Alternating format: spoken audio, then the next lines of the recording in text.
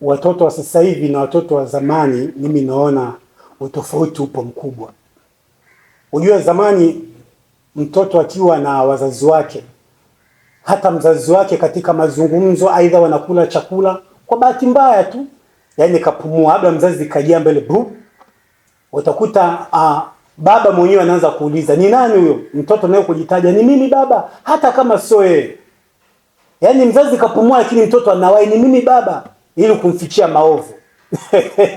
Watoto wa 2000 sasa dadeki, mzazi umesahau, tumepumua tu, mtoto anaanza baba huyo, mama huyo, kwa sauti kubwa. Yani mtoto unakuja kama bwege hapo nakwambia kabisa, baba huyo ni yani, unazongwa kabisa.